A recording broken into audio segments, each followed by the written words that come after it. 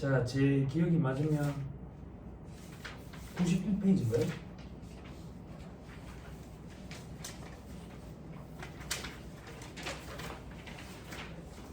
그죠?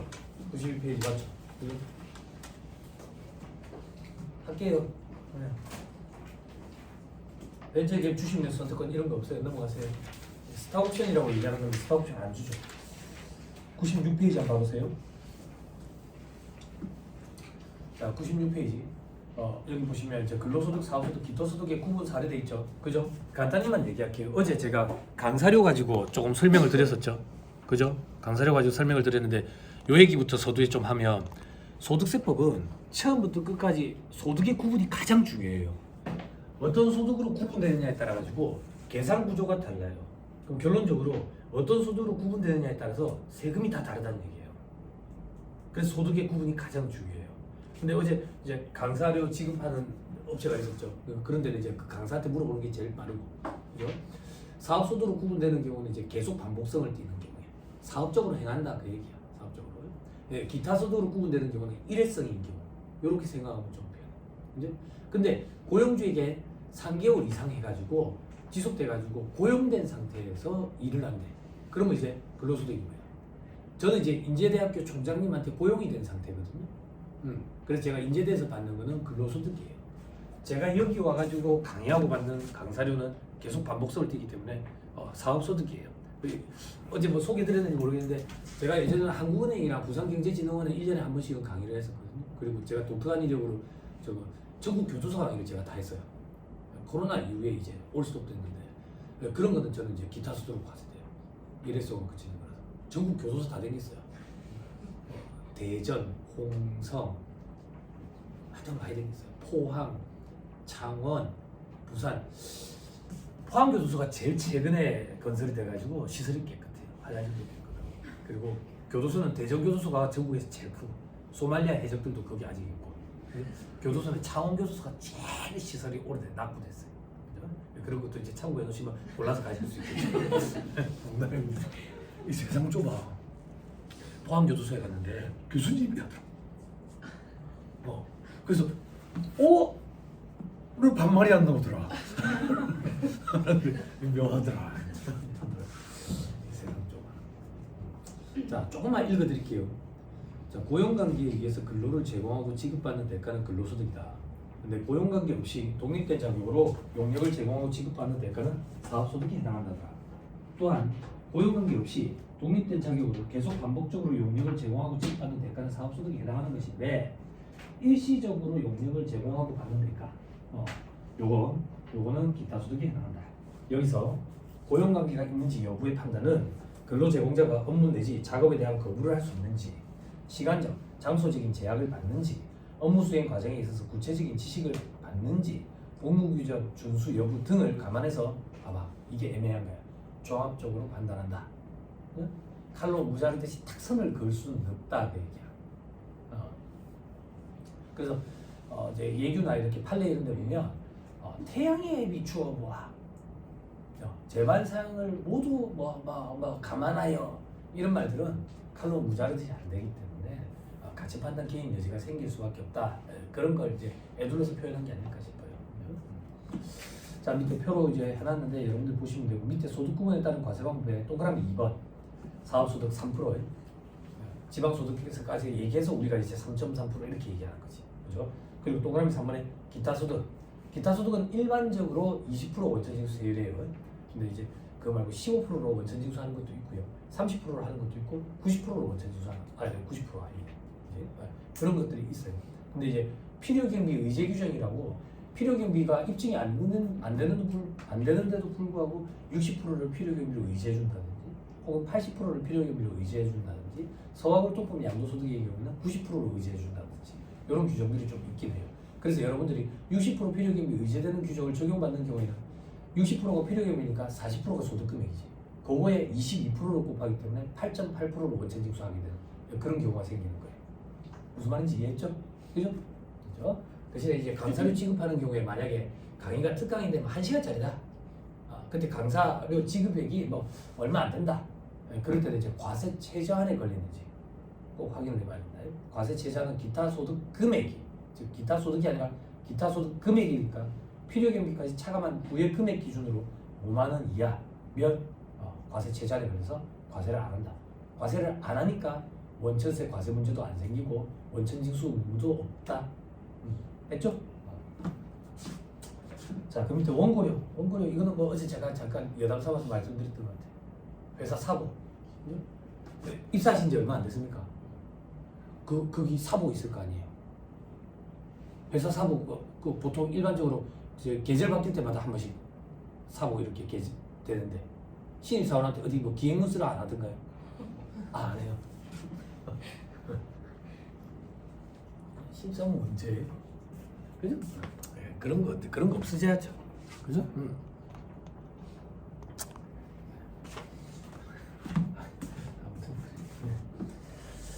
자, 그런 것들은 기타 소득으로 과세되는 경우도 있고 근로소득으로 과세되는 경우도 있다. 다음 페이지 강사료. 이거는 강사한테 물어보는 게 제일 빠르다 했다.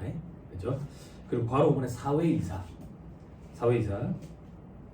어제 말씀드렸죠. 기억나요? 고문. 회사 고문님. 여러분들이 관리하시는 업체에 고문 계약을 하겠다 이러면 그냥 그렇게 유도를 하세요. 3.3% 계약으로. 그렇게 해야 서로 편해요. 서로. 사대보험 때문에 안 좋아할 거예요. 고문 계약하시는 거. 그렇죠? 다음 페이지. 뭐 상금 이런 것도 있는데 이거는 여러분 조금만 듣고 오세요. 어제 우리 요거 하나만 써놓고 할까요? 이자, 배당, 사업, 근로, 연금, 기타, 퇴직, 연구소. 상금과 관련 내가 잠깐 얘기하면 기타 소득에 해당하거든. 기타 소득. 어제 기타 소득 얘기했지. 이자, 배당, 사업, 근로, 연금, 퇴직, 양도소득에 속하지 아니하는 소득으로서 소득세 부산 기타 소득으로 열거된 거. 그 기타 소득이 어떤 게 있냐면 다수가 순위 경쟁하는 대회에서 받은 상금 이런 게 있다고. 물론 비과세돼. 그게 어떤 건데? 슈퍼스타 K. 여러분들의 소녀에게 투표를 해주세요. 여러분들의 소년에게 투표를 해주세요 했는데 투표를 안 했는데 저끼리 투표를 했다 해가지고 막 깜빵에 갔어. 피해를 드리고, 그지? 모르시는 분들 계시구나. 그런 분들을 위한 예는 정우 몰라 이런 데서 받는 거. 이런 데서. 그지? 근데 이런 거 말고 회사에서 뭐 송년회 밤 이래가지고 뭐 노래 대회 이런 걸 해가지고 상금을 줬다. 그런 건 이제 근로소득으로 과세되든지 그렇다. 그죠? 그리고 비과세 규정 적용 안 되고. 다수가 순위 경쟁하는 대회에서 받은 상금은 기타 소득이지만 비과세 된다고. 그런 거예요. 그리고 뭐 전속계약금 어제 얘기했죠. 사이닝 보너스 얘기하는 거예요. 됐죠? 연구 용역 연구하는 사람이 없으니까. 자, 다음 페이지. 해고 관련 근로소득도 있죠. 해고의 예고수당. 이게 요즘에 이게 좀 많이 들 회계상식인 경우에는 전화가 많이 올 거예요. 그 정도로 지금 관계가 좀 뭘 해야 되지? 지금 사업주랑 직원의 관계가 막 예전처럼 막 그렇게 그런 관계가 요즘엔 아닌 것 같아요. 그만큼 이제 먹고 살기가 힘들어서 그런 것도 있을 거고 최저임금 문제도 있고 최저임금이 높아지는 거에 대해서 뭐 반대한다라는 입장은 아닌데 제 개인적인 입장으로는 너무 빨랐던 게 아닐까 이런 생각이 조금 들어요. 물론 그 시대 상황에서 검토했을 때는 문제가 없었을지 모르겠지만 시대 상황이 요즘 자꾸 급변하고 있으니까 코로나 터질 거라고 뭐 누가 예상이나 했겠으며 지금 이런 상황이 벌어졌을 거라고 누가 예상을 했겠으며 그지? 그리고 그거 예상한 사람 있어요 혹시? 미국 대선 결과? 와, 너 깜짝 놀랐잖아. 깜짝 놀랐잖아. 안 놀랐어요? 뭐에 깜짝 놀랐는지 알아? 전부 다 그 여성분이 될 거라고 보고 유명 연예인들이 다 저기 지원 유세를 하고 했잖아. 근데 갑자기 테슬라 CEO가 나와가지고 아니 이 사람이 돼야 된다 이랬는데 그 사람이 됐잖아. 나 소름 돋아가지고 그러니까 테슬라 일론 머스크 이거 지금 타임머신인 것 같아. 미래를 갔다 온 것 같아. 이 사람 조금 이상하잖아. 이 사람은 테슬라 자동차 관심 없다고. 그러니까 테슬라 자동차 사러 가보세요. 견적 볼 때 제 고객들이 제일 많이 하는 질문이, 바이즈한테 제일 많이 하는 질문이, 테슬라 자동차는 단차가 좀 있다 하던데 그런 건 어떻게 해야 됩니까? 그러면 거기 슈퍼바이저라는 사람이 뭐라고 얘기하는지 알아요? 테슬라 그 구매하시는 차주님들은 그 정도 단차는 다 감안하고 사십니다. 그게 무슨 말 같지도 않았어요. 차가 1억이 넘는데 단차가 있대. 단차가 뭔지 알아요? 단차가 뭐냐면 차가 매끄러운 곡선으로 이루어졌잖아. 차를 이렇게 싹 옆면을 훑다. 턱 걸리는 거지. 턱 걸리는 거. 마감이야. 마감이. 부정자가 툭 걸린다고. 근데 그렇게 얘기를 해. 그렇게. 그럼 그걸 개선을 해야 되잖아. 그럴 생각 별로 없어. 그걸 팔아서 화성 개발해야 돼. 스페이스X랑 저기 그거 있잖아. 하이퍼루프. 화성 개발하려고 돈 벌고. 근데 아무튼 타임머신이 있나. 그리고 뭐 한 자리 맡았지. 우리나라로 따지면 장관 자리 아니야? 한 자리 맡았잖아. 와, 소름 돋았어. 그 사람 진짜 범인이 아니야. 그래서 아무튼 다시 돌아가지고 요즘에 요게 이제 회계사무실에서는 이런 문의가 많이 와요. 관계가 좀 틀어졌는데 이걸 어떻게 해서 내보내야 되느냐. 그럼 뭐 어떻게 얘기하는지 모르겠는데 저는 다 구슬러요. 좋게 하시면 안 될까요? 좋게 하시면 안 될까요? 요즘 학생들이 인터넷 잘 찾아보는데 좋게만 되고 이렇게 하면 안 될까요? 이렇게 저는 좀 많이 구스르는 편이야. 근데 이미 말싸움을 해가지고 감정 싸움이 된 상황이면 사업주 입장에서는 얘 오만 그만두겠다 하고 출근을 안 했으면 좋겠다라는 생각을 한다고. 근데 출근을 하게 되면 이제 계속 곤란해지는 거야. 잘라버리면 이걸 줘야 되거든. 해고예고수당. 이런 문제가 좀 생긴다고. 그래서 사용자가 30일 전에 예고를 하지 아니하고 이렇게 하는 경우에는 해고 예고수당을 줘야 되는데 이거는 근로소득이 아니라 퇴직소득으로 과세한다 그 얘기예요. 됐죠? 해고 예고수당은 얼마 줘야 되고 며칠 전에 해야 되고 이런 건 저는 잘 몰라요. 그런 건 이제 노무사들 영역이기 때문에. 아무튼 제 영역은 요거는 이제 퇴직소득세 과세 대상이 된다. 그죠? 그리고 밑에 부당 해고 기간에 급여가 돼 있죠. 그죠? 요것도 과세가 됩니다. 과세가 돼요. 이런 건 어떤 거냐면 그냥 이런 거야. 이제 그 예전에 좋은 일은 아니지만 KTX 승무원들 있죠. KTX 승무원들 부당 해고 관련돼 가지고 소송이 되게 길어졌잖아. 길어졌잖아. 그 소송이 이제 만약에 결과가 나왔는데 부당 해고 기간에 근로를 한글로 봐가지고 급여를 지급해라 라고 판결이 내려지면 급여를 지급을 해야 돼. 어제 공부했지. 근로소득의 귀속 시기는 언제라 했는데 근로제공에 속하는 사람들도 그때 그 소송 기간이 그 부당 해고 기간이 한 10년 안 됐나? 그럼 우리가 10년치를 연말정산을 다시 해야 되지. 어제 일법 터졌지. 근데 이미 지나버렸는데 어떻게 해? 판결이 나고 그 다음 연말정산을 해. 그죠?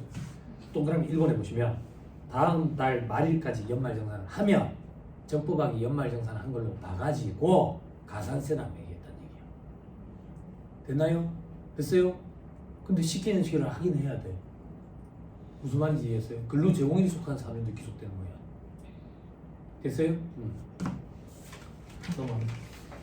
물론 이제 우리는 이제 그 전에 자소서를 또 딴 데 쓸 수가 있겠죠. 그죠? 아니 뭐 회사만 우리를 뽑나? 우리도 회사를 뽑지. 제가 학교에 가지고 애들한테 항상 하는 얘기거든. 너그 면접 볼 때 주눅 들지 마라. 그리고 너도 물어볼 거 있으면 물어봐. 꼭 그 앞에서 물어보지도 않고 입사해가지고 돈이 적니 많니 이래가지고 얼굴 붉히고 그만두지 말고 거기서 다 물어봐. 다 물어봐. 회사만 너를 뽑는 게 아니고 너도 회사를 뽑는 거니까. 그냥? 물론 그게 쉽지는 않죠. 근데 우리는 할 수 있죠. 회계사무실 이쪽은 할 수 있죠. 그렇죠? 회계사무실은 이제 세무사도 프리랜서, 회계사도 프리랜서, 직원도 프리랜서. 그런 개념이니까. 서로 동대동의 입장이니까 할 얘기를 다 하고 돈 얘기를 나중에 얘기하는 겁니다. 그래 해가지고 처음에 뭐 하더라고. 이게 또 성향 파악에서도 괜찮고. 그죠? 자, 됐습니다. 넘어가시면 101페이지로 오세요. 이제 비과세 한번 봅시다. 비과세. 여러분도 관심 있는 건 뭐 몇 개 없겠지만 비과세 되는 게 그래도 좀 볼 거예요. 자, 비과세라는 얘기는 소득세를 과세하지 않는다라는 얘기예요. 조금만 주의하세요. 어제 했던 거 근로소득 해서 비과세를 차감하면 우리는 총급여액이 나옵니다. 그지? 그렇죠? 근로소득을 보지 아니하는 게 있댔지. 요거 아니고 지금부터 보는 건 근로소득인데 비과세 규정을 보는 거야. 응? 그렇죠? 그럼 이 중에 기재되는 비과세는 원천징수 이행상신고세 기재가 될 거고 기재가 안 되는 건 안 될 거예요. 이렇게. 자, 동그라미 3번 한번 보세요. 동그라미 3번. 요양급여, 휴업급여, 장애급여, 장애급여 이런 것들. 그죠? 위자의 성질이니까 이런 거는 비과세 해줘야 안 되겠어요. 그죠? 근데 여러분 이게 조금 애매하거든. 이게 뭐 제가 뭐 이걸 어떻게 딱 구분을 해드리기가 좀 힘든 게 제조업체라고 했죠. 그죠? 사람 안 다치는 거. 좀 다치는 사람들 좀 있어요. 크게 다치는 사람들도 있어요. 아, 그래요? 제조업이라든지 이런 데 보면 해마다 사람들이 좀 다치는 거. 특히나 이제 훈련 하원 이런 데 보면 많아요. 그럼 만약에 이 사람이 다쳤어. 일을 하다가 그럼 병원비가 한 100만 원이 들었다고 볼게. 100만 원만 줄 거냐? 이 사람 가만히 있겠어? 아마 아니지. 그지? 그래서 훈련 하원 이런 데 보면 한 해에 한 2억에서 3억씩 들어요. 아니 병원비만 줄 게 아니라 마음도 치료해줘야 돼. 알게 될 거 아니에요. 그게 애매해요. 그걸 송금 처리하기가. 뭐 어떻게 해야 되는데 그런 게 다 정해진 게 없어요. 그럼 제가 해줄 수 있는 거는 그럼 니는 어떻게 하는데요? 나는 송금 부상시켜. 송금 부상시켜. 그래서 업체에 그냥 얘기해요. 잡손실에 잡아보세요. 부인시키게. 만약에 그게 한 2억씩. 여러분 저는 보수적으로 하는 걸 좋아해요. 요즘에는 그런 표현을 잘 안 해요. 과거에는 회계는 보수주의에 입각해 있다라는 표현을 많이 썼어요. 근데 요즘에는 그런 표현을 잘 안 쓰는데 여기서 말하는 보수는 진보와 보수, 빨간색과 파란색, 왼쪽과 오른쪽 이걸 얘기하는 게 아니라 기분이 좋은 건 인식하지 않거나 뒤로 미뤄서 인식하고 기분이 나쁜 건 적극적으로 인식하고 이걸 회계에서 보수주의라고 그래요. 그래서 저는 일을 할 때 좀 보수적으로 접근을 해요. 사람은 돈을 줬다가 뺏는 것보다 애초부터 안 주는 게 훨씬 더 나아요. 응? 그리고 우리는 돈을 갖고 대신 일을 해주는 입장이기 때문에 문제가 안 생기는 게 훨씬 더 나은 것 같아요. 제가 볼 때는. 응. 물론 이제 여러분들이 몸담고 있는 조직의 오너 마인드에 따라서 달라지지만 그래도 여러분들이 결제를 올릴 때 그런 의견 정도는 피력할 수가 있는 거예요. 그죠? 인사국가에도 영향을 미치겠어요. 또 그러면 4번 뭔 법에 따라 가지고 이렇게 다쳤을 때 또 그리고 동그라미 5번에 실업급여, 육아휴직급여, 육아기 근로시간 단축급여, 출산 전후 휴가급여 이런 것들도 당연히 비과세 해줘야 안 되겠어요. 그죠? 삼성이 참 이런 거는 선도적으로 잘하는 것 같아요. 전 세계적으로 뭐 유명한 기업이니까 우리나라에서도 이제 상징적인 의미를 뭐 띠죠. 삼성이 뭘 시작하면 이제 대부분 따라가는 형태죠. 여러분들 알고 계시는지 모르겠는데 벌써 몇 년이나 흘렀는데 그러니까 과거부터 하고 있었는데 구미의 삼성 공장에 생산 라인에 공돌이 공순이들이 있을 거 아니야. 그지? 그래서 이제 공돌이 공순이끼리 결혼을 많이 해. 상교대 돌아가다 보니까 이제 사람 만날 기회가 이제 거기 말고는 잘 없지. 그럼 결혼을 하면 임신을 하잖아. 그러면 둘 중에 하나는 이제 경력이 단절되잖아. 삼성에서 보니까 얼마나 제가 깜짝 놀랐는데 이런 건 잘한다 싶었던 게 임산부들만 한 부서에 모아놔. 단순 작업, 앉아서 단순 작업하는. 그 파트 일은 임산부들만 해.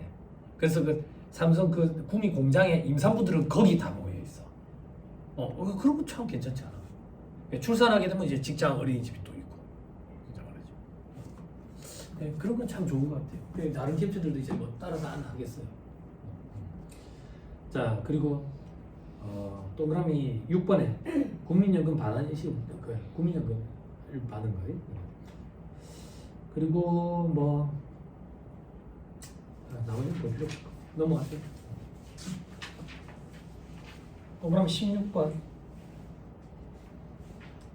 건강보험, 고용보험, 노인장교양보험, 그죠? 사용자가 부담하는 거, 그죠? 여기 경력 짧은 분들 보세요. 사용자가 있고요, 세법에 사용인이 있어요. 누가 사장이에요? 누가 임직원이에요? 사용자 할 때 이 자자가 놈자자예요. 사장 놈을 얘기하는 거예요. 그죠? 그럼 안 까먹겠죠? 그죠? 혹시 여 사장님 계세요? 한자를 얘기한 거예요. 놈자자거든요. 그죠? 근데 이거 언어 순화한다고 세법이 또 이제 직원 이렇게 용어도 바꿔놓고 하는데 사용인 대신에 다 바뀌어 있지는 않아요. 그래서 어떤 조문에는 사용자, 사용인 이런 표현을 쓰고요. 어떤 조문에서는 또 임직원 이런 표현을 쓰고 있고 그래요. 그죠? 아니 이런 걸 헷갈려해요. 경력이 짧으신 분들은. 그죠?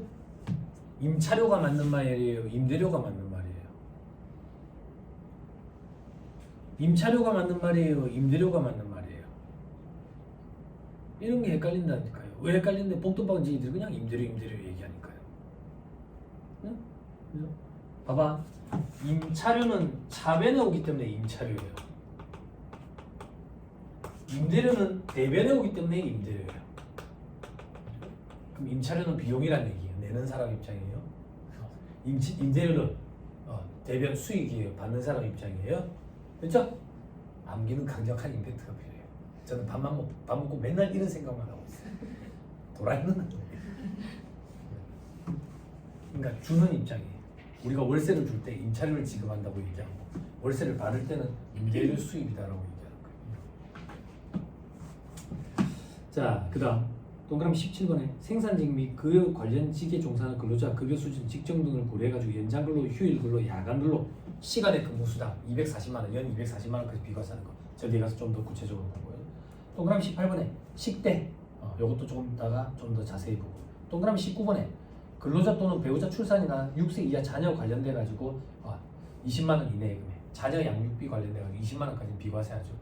그죠? 이것도 좀 이따 얘기할게요. 애가 몇 명이든 상관없이 그냥 20만 원이에요. 그리고 동그라미 22번은 요거는 어제 했어요. 직무관리 모습. 넘어가면 요거 하나만 보고 갈게요. 103페이지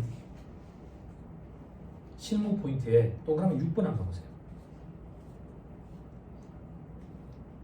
동그라미 6번에 코로나 대응으로 국가지자체에서 영세 사업자, 무급휴직 노동자, 특수형태 근로 종사자, 프리랜서 등 고용 생활 안정 지원을 위해서 직접 지급하는 지원금은 소득세 과세 대상에 해당하지 않습니다. 과세를 안 하겠다는 얘기지. 코로나 지원금을 이렇게 준 거예요. 자, 104페이지 학자금.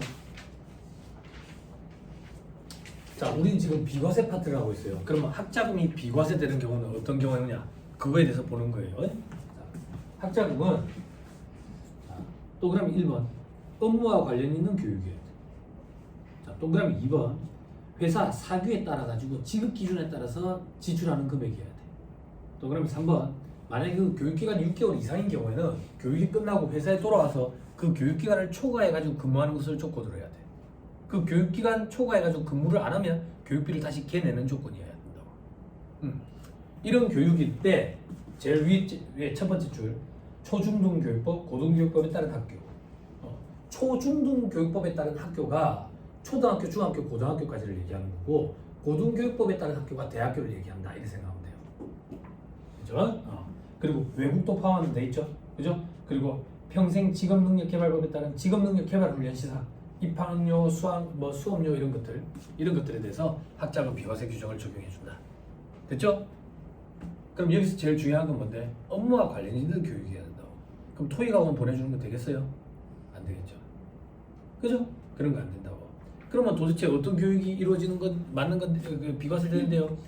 일반 기업체에 가면 보통 헤드쿼터라고 부르는 부서들, 기획, 인사, 총무, 영업, 이런 재경 이런 부서에 과장급 정도 되면 요즘에는 또 어떤지 모르겠지만 한참 트렌드가 MBA를 많이 보내줬어요. 그 당시에 MBA. 제가 몸담고 있던 회사는 고대 MBA랑 연계돼 있었어요. 그래서 과장 정도 되면 이제 MBA를 보내준다고. 근데 해외에 있는 MBA처럼 그렇게 막 억대의 수업료에 이제 몇 년 하는 이런 거 말고 4개월짜리 이런 거 보내줘. 4개월짜리 이런 거 보내주거든. 그냥 뭐 안식년처럼 그런 거다라고 생각하시면 돼. 근데 이제 저녁에 이제 들어와 또 일을 하지.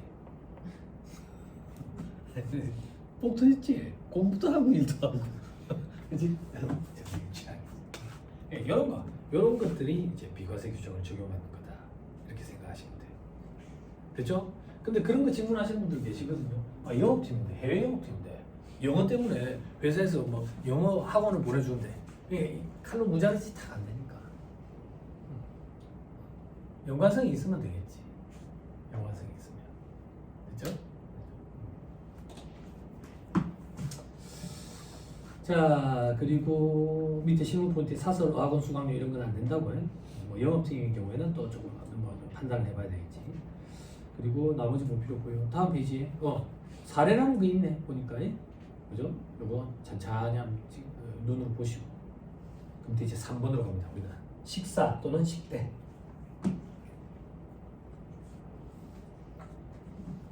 그죠? 식대 비과세 얼마죠? 월 20만 원. 월 20만 원과 연 240원 달라.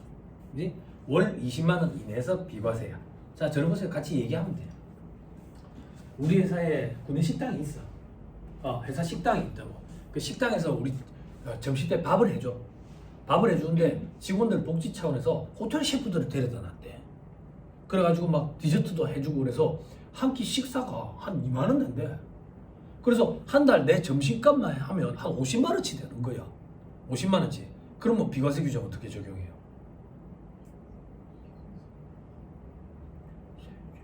놀리는 거예요? 지금? 절대 안 들려요. 여러분들 들릴 것 같아요? 아니, 비과세 규정 어떻게 적용해요? 해, 안 해? 어떻게 적용해? 그런 일이 없었어? 올해 그런 일이 생겨. 올해 업체에 그런 일이 생겨. 저주하는 건 아니에요. 공부가 되겠고. 어떻게? 전액 비과세지. 현물은 전액 비과세라고. 자, 조금만 더. 회사에 구내식당에서 밥을 해 먹인다고. 근데 돈을 또 준대. 그럼 어떻게 돼? 돈은 전액 과세. 현물은 전액 비과세. 됐어요? 됐어요? 자, 조금만 더. 서울이야. 땅값이 비싸. 구내식당을 꾸릴 만큼 그렇게 여유가 안 돼. 그래서 큰 빌딩 안에 여러 개 회사가 다 입점했고 1층과 지하는 전부 다 식당들이야. 그래서 식당과 식권 계약을 맺어가지고 식권을 사서 직원들한테 식권을 주고 식권을 가지고 직원들은 밑에 계약된 식당에 가서 밥을 먹는다고. 됐어요?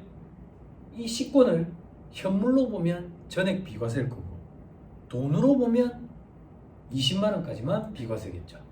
판단해 보세요. 현물로 볼 것 같아요? 돈으로 볼 것 같아요? 현물이에요. 전액 비과세예요. 됐죠? 그런데 트렌드가 이 식권을 가지고 밖에 나가서 편의점에서도 쓸 수 있고 파리바게트에서도 쓸 수 있고 제가 몸담았던 회사는 김포광 안에 있는 점 가게를 다 쓸 수 있었어요. 식권으로. 그래서 채선당도 갈 수 있고 그때 한참 그거 인기였어. 던킨 도너츠도 갈 수 있고. 그래서 그냥 오늘 메뉴가 별로면 이제 밥 안 먹고 굶었다가 이제 던킨 도너츠에서 도너츠 사 먹고 그랬다고. 그러면 돈이에요.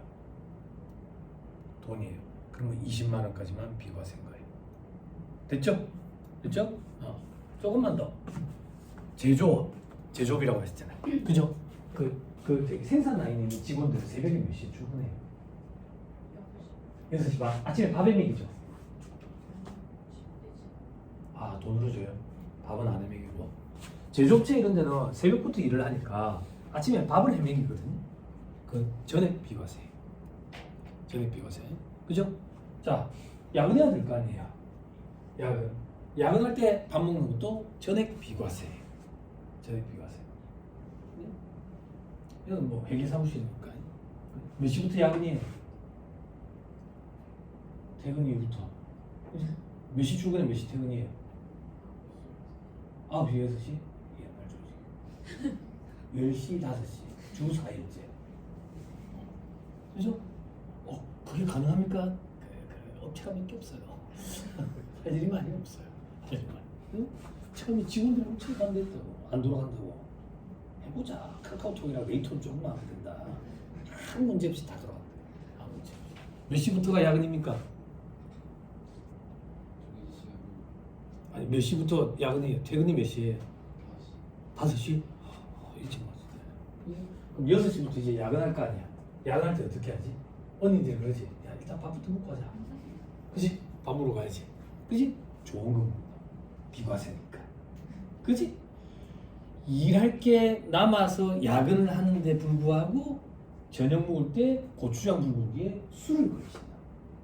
일할 게 남아서 야근을 하는데 내가 직장 생활할 때 너무 힘들더라고. 일할 게 남아서 야근을 하는데 술을 자꾸 먹여 저녁에. 왜? 저건 할 일이었거든. 근데 왜 집에 안 가는데? 집에 가면 애 봐야 되니까. 전 세계 최악이지. 그래가지고 카트라이더 하고 앉았다니까. 나는 일하고 있는데 술 기운이 올라가지고 막 힘들어가지고 그러는데 뚱뚱뚱뚱뚱뚱뚱 이런다. 나도 잘하고 있어. 나 빨간 장갑이요. 무시하는 거야? 무지개는 무시해도 돼. 그죠? 아니 이런 게 너무 불합리한 거. 응? 그래서 야근을 한다고. 야근을 하는데 이제 밥을 먹고 와. 밥을 먹고 뭐 언니들 그러지. 야 너무 많이 먹었는데 커피 한 잔 먹어야 되겠다. 커피 한 잔 먹지. 커피 한 잔 먹고 나면 언니들이 그러는 거야. 야 너무 많이 먹었으니까 졸립다 야. 졸립다. 오늘 들어가야 되겠는데. 들어가야 되는데. 근데 동생들이 그러지. 언니 1시간만 있다 가요. 왜? 택시비 받아서 가야지. 택시비는 어떻게 돼요? 혹시 야근하면 택시비 지급돼요? 아 그래요? 뭐 하세요? 빨리 야근 시키세요. 아니 택시비 지급돼요? 야근해 가면? 아 야근이 없어요? 회식 자리 없어요? 그게 야근이잖아요. 회식이 업무의 연장 아니에요? 회식 맛있는 거 먹으니까 좋아요? 아니 맛있는 건 내가 좋아하는 사람이랑 먹고 싶어. 니랑 안 먹고 싶다고. 니랑 먹는 건 업무의 연장이라고. 그치? 그렇게 회식을 하잖아. 회식이 끝나고 나면 나도 택시 탈 줄 알아. 근데 팀장이라는 사람이 5만 원짜리를 여직원들한테만 준다고. 조심해서 들어가라고. 나도 조심해서 들어가고 싶어. 나도. 예, 그럴 때 야근했을 때 집에 가는 거, 교통비 쪽으로 지원해 주는 거, 회사에 지급 기준을 정해 놓으면 비과세, 복리후생 비처리 되는 거. 그때 지급 기준은 법에 정해진 지급 기준 이런 건 없고 반경 몇 킬로 내는 얼마, 몇 킬로 내는 얼마 이렇게 만들어 놓으면 택시비도 조금 지급해 줄 수 있다. 직원들한테. 회식 가면 정말 제가 고생을 많이 했거든. 신입사원 할 때. 회식을 하면 이제 삼겹살집 이런 데서 회식할 거 아니야? 그지? 회식을 하면 이제 가장하겠다 싶으면 한 30분 전에 이제 나와가지고 공항 근처에 있는 노래방을 내가 다 가지. 가가지고 빌지. 큰 방 달라고. 서울은 이미 그때 목요일 저녁에 이제 회식을 해. 금요일 저녁에 회식하면 직원들이 싫어해. 금요일 저녁 비행기로 출국하거든. 그럼 깍이라고 불렀어. 그래서 월요일 새벽 비행기로 입국을 하는 거지. 주말에 해외여행 가는 거지. 목요일 저녁에 이제 노래방마다 다 다니면서 큰 방 달라고 빌었다니까. 그럼 삼촌아, 목요일 저녁에 큰 방 어떻게 2방을 동시에 주노? 그런 노래방이 어디 있노? 지금 다 회식이지. 사장님 제발 다음 또 올게요. 제발 부탁할게요. 그러니까 요거 먼저 쓰고 그 다음 요거 비면 준다니. 아니 동시에 주셔야 돼. 막 이러지. 발산, 화곡, 공항동 이런 데 막 댕기면서. 그래가지고 큰 방 2개를 탁 빌리면 팀장이 탁 들어와가지고 어깨 탁 두드리면 고생했어 이러는 거지. 그래놓고 나는 택시비 안 주잖아. 다리 아파 죽겠는데. 응? 직장 그만두고 수험생 생활을 했지만 공부해가지고 학교해가지고 이렇게 사니까 노래방 안 댕겨서 너무 좋아요. 너무 좋아. 그리고 임원들 장모님 상이 났다고 어디까지 가가지고 뭐 거기서 서빙을 하고 그런 일이 없어서 너무 좋아. 임원 장모님 난 본 적도 없어.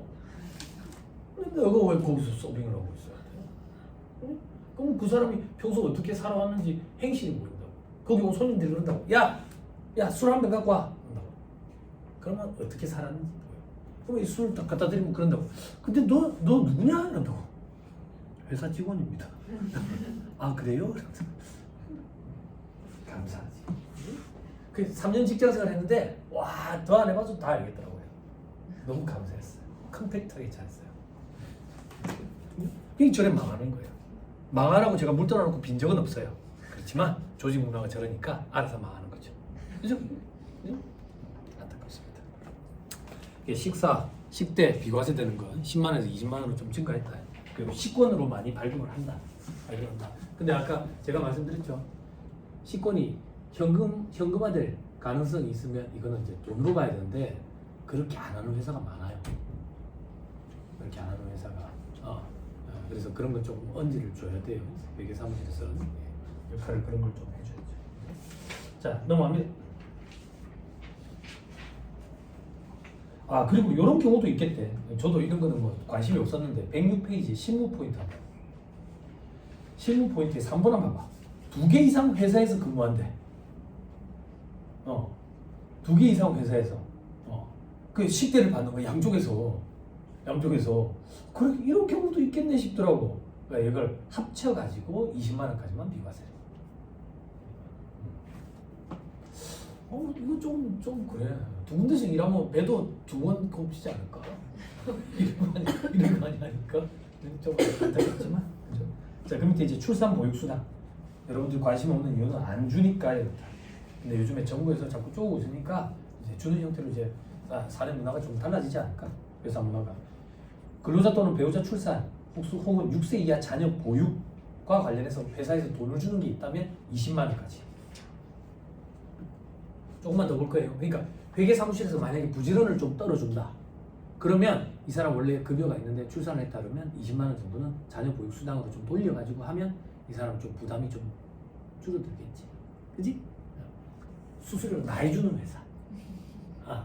수수료가 최저면은 우리가 가성비 뭐 이런 얘기하는데 그래도 해주면 참 좋겠지. 자, 실무 포인트 보세요. 자녀 수에 따른 보육수당 비과세. 만약에 6세 이하 자녀가 내가 둘이야. 그래서 회사에서 하나당 20만 원씩 40만 원을 줬대. 그래도 20만 원까지만. 애 하나당이 아니야. 그냥 자녀 보육수당 20만 원까지만 비과세. 그리고 맞벌이 부부는 각각 20만 원씩 비과세 받아야지.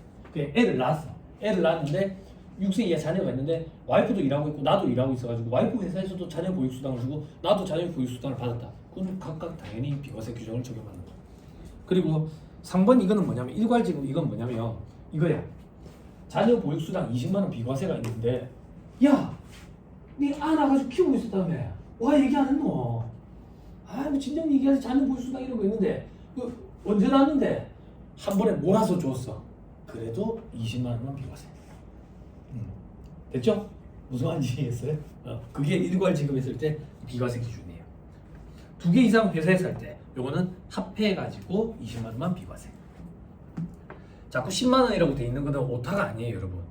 이게 과거에는 10만 원이었거든요. 이게 과거 얘기로 실어나서 그런 거예요. 지금은 20만 원이지만. 자, 밑에 5번에 실비변상적 성질의 급여. 비과세 범위 동그라미 1번. 일직료, 숙직료, 여비로서 실비변상적 정도의 금액 돼 있죠. 그죠? 이것도 저도 몰랐어. 저도 몰라가지고 그랬는데 요즘 세상에 일찍 숙직이 어딨어? 안 그래? 저도 그렇게 생각했거든.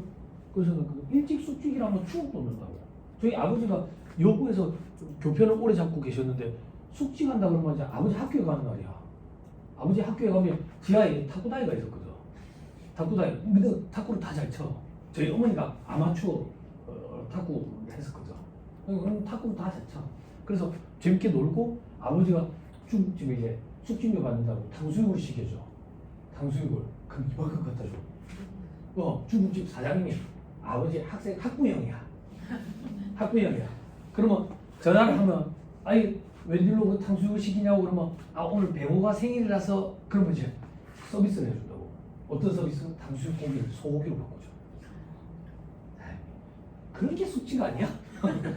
그리고 아버지가 숙취료 받은 거 가지고 집에 갈 때 정육점에 들려가지고 소고기를 좀 사면 이제 소고기를 이제 신문지에다가 담아주는 거지. 싸가지고 주면 집에 와서 이걸 칼로 삐져가지고 이제 프라이팬에 구우면 그게 숙취가 아니야? 요즘엔 그런 숙취가 없지. 다 새콤이랑 캡스잖아. 근데 있다는 거야. 그게 왜 있지라고 알아보니까 있더라고. 그러니까 아침에 몇 시 출근이에요? 9시 출근한다고 해서 세콤이나 캡스가 경비 해제를 9시 할 수가 없거든. 직원들 출근 시간이 다 다르니까 미리 경비 해제를 시켜놔야 된다고. 그럼 미리 경비 일자리 시켜놓으면 그 시간 동안이 보안이 취약하잖아. 그래서 직원들이 돌아가면서 좀 일찍 출근을 하더라고. 그거에 대한 수당. 그래서 일대중 수직료가 아직도 있더라고. 거기는 그런 거 없었어요? 회계 사무실? 우리는 9시 출근해서 9시 반, 10시 이렇게 바뀌었거든? 9시 출근을 하니까 8시 57분 정도 되면 머리 다지자가 얼굴 가득히 연차가 올라오는 애가 있어. 왜 안타까워가 9시 반으로 바꾸면 9시 27분쯤 되면 가득히 연차가 오는데 걔야. 너는 항상 그래요. 근데 안타깝게도 걔는 항상 가까운 데 살아. 오늘 아침에 보니까 멀리서 오신 분들이 일찍 와. 10시로 바꿔도 걔는 지가. 그래서 근데 10시로 바꾸면 회계 사무실은 전화 응대가 안 돼. 그래서 직원들마다 돌아가면서 요일을 나눠가지고 한 명씩 일찍 출근을 한다고. 전화 받아야 되니까. 그러면 조금 더 줘야 되는 거 아니야? 그런 건 없죠. 네, 그래서 일직료, 숙직료가 아직도 남아있더라. 전액 다 비과세야. 그리고 여비 이거는 융통성을 좀 발휘하면 좋아. 일반 기업체에서 오셨으니까 그 영업팀 있을 거 아니에요. 영업팀 우리 조금 이따 할 건데 자가운전보조금 있잖아. 자가운전보조금 비과세 규정 어떻게 적용해줘요? 월 20만 원. 20만 원 이래 얘기하지 말까. 월 20만 원. 연 240이랑 월 20은 다르다니까. 월 20만 원 지원해 주는데 영업팀 자가운전 보조금 20만 원 택도 없어. 택도 없다고. 그럴 때 여비명목을 좀 주는 거야. 여비명목. 그럼 여비명목을 어떻게 줍니까? 자가운전 보조금은 지급하는데 출장비 이런 거. 시에 출장비 이런 거. 그럼 그런 건 얼마를 줘야 되는데요? 그런 게 법으로 정해진 건 없고 회사의 지급 기준을 만들어 놓는데. 그래가지고 조금 더 보태줘야 어느 정도 돌아갈 거라고. 이거 출장비 기준 만들 때 좋아. 시내 출장비, 시외 출장비 이렇게 쪼개가지고 이렇게. 네, 결국에 영업팀한테 기름값으로 20만 원 대주는 걸로 답이 없어서 그렇게 하는 거야. 응? 융통성을 좀 발휘해줘야 된다. 월 20만 원 줄 테니까 그 출장 댕길 때 니 차 끌고 댕기라 하면 끌고 댕기겠어요? 안 끌고 댕기지. 안 그래요? 어디 갔다가 들이대고 일할 건데 차를. 아니 회사 차도 어디 갖다 들이대도 큰 부담이 없지. 아니 갖다 박는다고 차를. 아니 저도 지금 운전한 지 10년이 넘었어도 어디 많이 갖다 대요. 와이프 그래요. 오빠는 1년에 한 번 정도는 꼭 갖다 대더라. 그래도 다행인 게 움직이는 차에는 안 갖다 대요. 가만히 서 있는 차에 이제 혼자서 이제 갖다 대고. 그래서 미안해서 그 앞에 전화번호 보고 전화를 하죠. 그럼 누구세요? 미안한데 차를 좀 갖다 댔어요. 좀 많이 보여줬죠. 저번 때도 많이 갖다 댔어요. 차가 까만 차였는데 차가 도색이 노란색으로 바뀌고 저번 때 이거 붙어 있는 노란색 그거 있죠. 그 색깔이 이제 차에 입혀지더라고요. 자, 돌아야 늦어서. 자, 또 봅니다. 자, 동그라미 2번 보세요. 종업원이 소유하거나 본인 명의로 임차한 차량을 종업원이 직접 운전하여 사업자의 업무 수행에 이용을 하고 시내 출장 등에 소요된 실제 여비를 받는 대신에 그 소요 경비를 해당 사업체의 규칙 등에 정해진 지급 기준에 따라 받는 금액 중 월 20만 원 이내의 금액. 자, 여러분 옆에다가 조금만 쓰세요. 차량 유지비. 차량 유지비. 썼어요? 그 옆에 또 쓰세요. 자가운전 보조금. 자가운전 보조금. 자가운전 보조금. 썼어요? 옆에다 또 쓰세요. 자기 차량 운전 보조금. 자기 차량 운전 보조금. 자, 보세요. 앞으로 회계 담당, 세무 담당 일을 하시려면 이런 게 트레이닝 돼야 돼요. 이 세 가지 말은 같은 말이에요. 같은 말인데 세법이 이런 건 개정이라고 얘기 안 하고 어느 순환 차원에서 용어를 해마다 조금씩 바꿔요. 이 세 개 단어가 같은 말이라는 걸 알고 계셔야 여러분들이 인터넷에서 찾아봤을 때 법 조문이라든지 예규가 읽어져요. 같은 걸 얘기하는 거예요. 같은 걸. 그렇죠? 자, 그러면 이 자가운전 보조금 차량 유지비 월 20만 원 이내에서 비과세 적용을 받으려면 요건을 갖춰야 된다고. 어떤 요건? 종업원 본인 소유의 차량을 회사 업무 수행에 이용을 하고 실비 정산을 받는 대신에 회사의 지급 기준에 따라 받는 금액 중 월 20만 원 이내 금액. 됐죠? 한 번만 다시 해줄게요. 종업원 본인 소유의 차량을 업무 수행에 이용을 하고 실비 정산을 받는 대신에 회사의 지급 기준에 따라 받는 금액 중 월 20만 원 이내의 금액. 됐어요? 자, 여기서 이제 조금 더 붙일 거예요. 자, 시대 상황이 달라졌어요. 어떻게 달라졌는데 리스나 렌트, 장기 렌트는 개인 사업자들 전유물이었잖아요. 그지? 법인이거나. 근데 요즘에는 직장인들도 리스나 렌트를 한다고. 이제는 진짜 렌트 시대가 와버린 거야. 그 부의 미래인가 그 책이 이제 앞으로는 이제 소유의 개념이 없어진다는 거잖아. 그죠? 오늘 지하철 타고 오셨다 했잖아. 어디서 타셨어요? 어? 지하철. 대전? 대전에서 시청역까지 이분은 지하철을 렌트하신 거죠. 그 렌트비를 카드로 결제를 하셨다고. 이제 렌트 개념이죠. 렌트 개념. 그죠? 그래서 직장인들도 장기 렌트를 많이 해요. 그래서 법조문이 정비를 일으켜서 종업원 본인 소유의 차량뿐만 아니라 본인 명의로 임차한 차량도 들어가 있는 거예요. 작년에 들어왔어요. 조금. 그렇죠? 자, 조금만 더. 업무 수행에 이용을 해야 돼. 업무 수행에.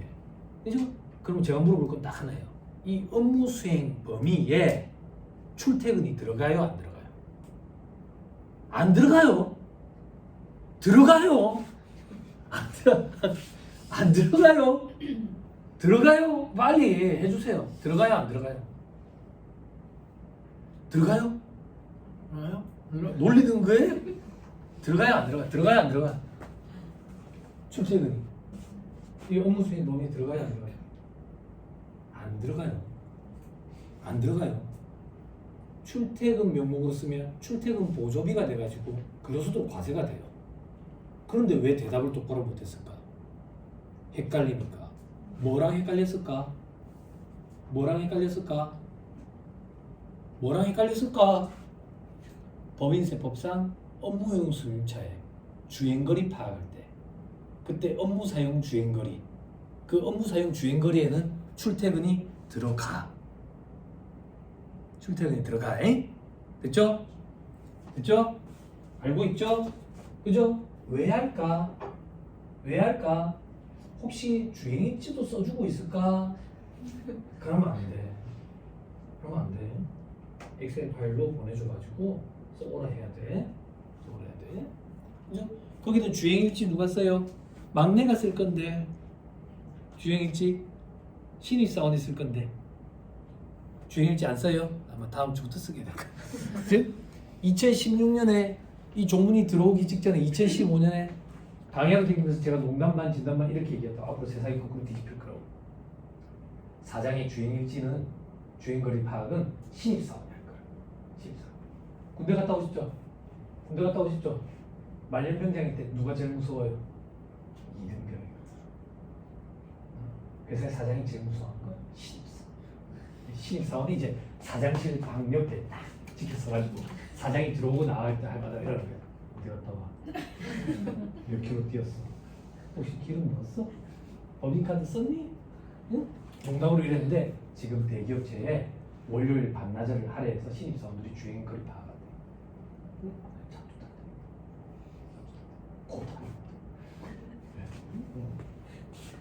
그 주행거리에는 업무 사용 주행거리에는 출퇴근이 들어가. 근데 자가운전 보조금에 업무 수행에 이용을 할 때는 출퇴근이 안 들어가. 출퇴근에 이용을 하는 순간 출퇴근 보조금이 돼버려. 그러면 안 돼. 네. 됐나요? 됐어요. 변희지 절대 써주면 안 돼. 근데 그럼 사장이 된다고. 야, 그럼 내가 그거 어떻게 기억이 나노? 기억을 더듬어 보세요. 기억을 판촉 활동을 갖다든지 거래처에 갖다든지 어떻게든 거짓이든 사실이든 상관없이 우리가 써주면 안 돼. 네? 그죠? 업무용 승차 규정 궁금해요? 안 궁금해요?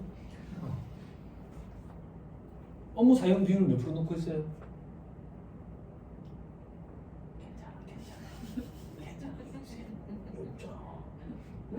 몇 프로 놓고 있어요? 업무 사용 비율?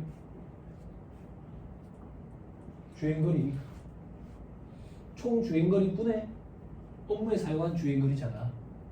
그 비율이 몇 프로냐고요, 여러분들은 신고할 때. 100%, 100% 말이 돼요. 90% 말이 돼요. 80% 말이 돼요. 참, 단 말이야. 말이야. 그래서 2015년에 가이아로 댕기는데 그 저기 수업 들으시는 분들이 그러는 거야. 선생님 내년부터 어떻게 해야 될까요? 그때 제가 그랬어 진짜. 내가 어떻게 알아? 시작도 안 했는데 몇 년이 지나서 예규가 좀 쌓여야 어떻게 말씀을 드릴 수가 있다. 그래서 지금 예규가 어느 정도 쌓였는데 그때 부산에서 강의할 때 제 강의만 몇 년째 들어오시는 분들 계셨는데 삐낀 것 같아서 제가 그때 자신 있게 그 얘기 해줬다고. 약속은 드릴 수 있다. 어떤 약속? 우리 지금 모인 상태에서 비율을 몇 프로 넣을 건지 여기서 정합시다. 그래서 결론이 뭔지 알아요? 100%였어. 100% 어떻게 나왔는데 업체 사양이 그렇게 하죠. 업체 사양이 100%는 뭐 사실이고 90%는 사실이고 40%는 사실이고 100% 넣고 문제 생기면 하자. 근데 저는 왜 그렇게 얘기했는데 그걸로 문제가 안 생길 거라 생각했어. 왜냐면 만약에 조사가 나오잖아. 추징되는 세액이 얼마 안 돼. 그래서 우리끼리 약속했다. 혹시나 추징되는 케이스가 있으면 알려주세요. 다른 데 가서 알려줄게. 그랬는데 부산에서 두 군데가 추징됐지. 그게 독특한 케이스. 우병우법 적용 대상범위. 한도가 확 줄을지. 그리고 벤틀리가 두 군데 다 한 대씩 있었어. 그러면은 2천만 원에서 2,500만 원 사이로 추징세액이 있을 수가 있어. 두 군데 다 2,000에서 2,500 사이에 있다고. 그거 말고는 금액이 크지 않게 없어. 그럼 추징했을 때 그런 의미는 안 들어. 그런 의미 어떤 의미? 만약에 조사가 나왔어. 조사가 나는데 업무 사용률이 100%를 넣은 거야 여기가. 100%를. 여기 조사가 나와. 100% 말이 됩니까? 다시 해오세요. 수정신고 하세요. 이렇게 할 거 아니야. 그럼 수정신고를 어떻게 해야 돼? 어떻게 90%도 사실이 아니고 80%도 사실이 아니고 70%도 사실이 아니고 그럼 어떻게 해야 되냐고. 추징돼 봤어요? 추징돼 봤다고요? 어떻게 했어요? 제가 응? 제가 신고를 하고 그래요? 가이드를 준다. 가이드를. 항공모에 평균이 82% 정도 됩니다. 이런 얘기합니다. 그거에 맞추라는 얘기지. 왜냐하면 자기들도 알고 있는 거야. 팩트를 파악할 수 없다는 거예요. 그래서 처음에 이 조문이 등장했을 때 제가 보이sen들한테 뭐라고 얘기했냐면 공부하지 마라 이거 내년에 없을 것 같다. 금융투자 소득에 대해서 저기 과세하는 거 있잖아. 벌써 몇 년 됐잖아. 제가 보이sen들한테 그랬거든. 이거 없어질 것 같으니까 공부하지 마라. 뭐 결국에 없어지잖아. 근데 업무연수자 규정은 지금 안정기에 적어졌어. 이거 태스크포스 팀 작업했던 팀에 제 친구가 있었거든. 그래가지고 본청에 가서 전화했던 기억이 나. 전화해가지고 야 뭐하는 거 해가지고 골목 찾게 그랬더니 친구가 그러더라고. 병호야 바쁘다니까. 그러니까 뭐하는 거 이런 거 하더라. 병호야 바쁘다니까. 그랬던 기억. 그러니까 그래서 이것도 카드라지만 너무 평균이 82, 3% 된대. 82, 3%. 응? 그럼 우리는 몇 프로 정도 맞추면 되겠어? 나는 몇 프로야? 나는 몇 프로? 대신에 내가 절대 쓰면 안 돼. 회계사무실 직원들한테 제가 무조건 교육시킨다고. 업체에서 작성을 해서 하라. 회계사무실에서 엑셀 파일로 된 걸 보내준다고. 엑셀 파일로 된 거. 그럼 그걸 가지고 주행거리 파악해가지고. 그럼 주행거리 파악, 옛날에는 그게 파악이 되겠어요? 융통성 좀 말이에요. 만약에 1년에, 저는 1년에 전국 강의 다니니까 35,000에서 4만 정도 뛰거든요. 키로수가. 그걸 니들이 어떻게 파악을 해? 안 그래? 안 되지. 물론 그렇지만 너무 악용하는 사례가 많으니까 아마 이런 조문이 나오지 않았을까 그런 생각이에요. 안전기에 접어들었다는 얘기는 이게 효과가 제법 있다는 거 아니겠어요? 거기다가 이제 부끄럽게 만들려고 8천만 원 넘는 건 이제 연두색을 갖다 붙여버리니까 근데 라보르기니는 효과가 없더라. 네, 그렇지.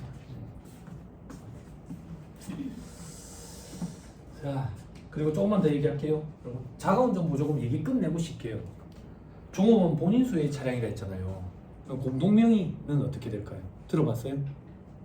공동명의는 어떻게 돼요? 공동명의. 배우자랑 공동명의는 괜찮아요. 20만 원 비과세 규정을 적용받을 수 있어요. 배우자 외에 다른 사람과 공동명의는 적용 못 받아요. 적용 못 받아요. 근데 한번 가정해봐요. 가정. 여기 미혼 여성분들 계시다 했지. 미혼이든 기혼이든 자 머릿속으로 상상해봐. 머릿속으로 갑자기 남편이 연락이 왔어. 남편이 연락 와가지고 해운대 벤츠 매장으로 오래. 해운대 벤츠 매장. 그래 가가지고 왜 불렀는데? S클래스 살 건데 너랑 공동명의를 해줄게. 별로 좋아하지 않아. 집은 공동명의 해줘야지. 안 그래? 그래서 차는 부부 공동명의 잘 없어. 거기다가 만약에 소득 수준이 다르면 할부 승인이 안 나.